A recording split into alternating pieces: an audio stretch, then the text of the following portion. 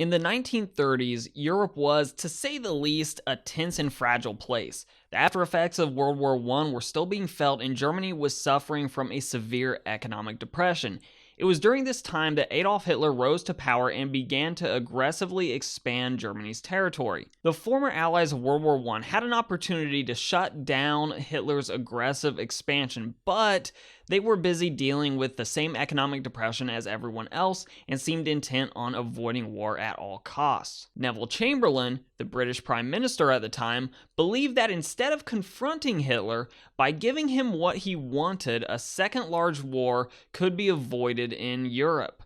But was this the right approach? So this would be a good time to pause and actually talk a little bit about that. No, seriously, you should, pause the video.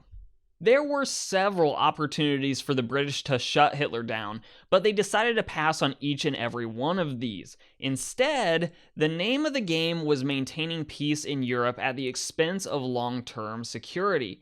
Though, to be fair, Europeans had no way of actually foreseeing the carnage of World War II. Let's take a look at some of those missed opportunities. If you recall, the Treaty of Versailles, signed at the end of World War I, placed severe restrictions on Germany, including limiting its military and forcing it to pay huge reparations, or money, to France for, messing all of Europe up. Hitler used this as a rallying cry, claiming that Germany had been unfairly treated. Instead of acknowledging this, the British government continued to uphold the treaty, which only fueled Hitler's resentment, as well as that of the German people. In 1936, Hitler ordered German troops to reoccupy the Rhineland, a demilitarized area between Germany and France. This move was a clear violation of the Treaty of Versailles, but instead of responding with force, the British government chose to do nothing at all. The most famous example of appeasement was the Munich Agreement of 1938.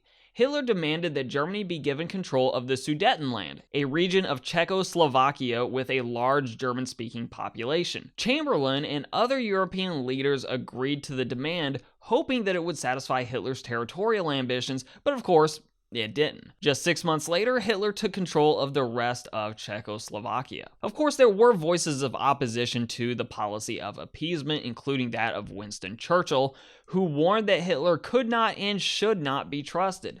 But Chamberlain and his supporters continued to believe that appeasement was the best policy, and to be fair, in the context of the Great Depression, it's easy to see why so many in Britain were more than happy to continue to stay as disengaged with Germany as possible. Again, they had their own fish to fry. Ultimately, appeasement failed. Hitler continued to expand Germany's territory, and in 1939, Britain and France finally declared war on Germany following Germany's invasion of Poland, kicking off World War II. Looking back, it's easy to see the flaws in the policy of appeasement. By allowing Hitler to get away with virtually anything he wanted, the British government had only emboldened him. It's sort of like the old adage, if you give them an inch, they'll take a mile, or, because it's Europe, if you give them a meter, they'll take a kilometer, and that's exactly what Hitler did.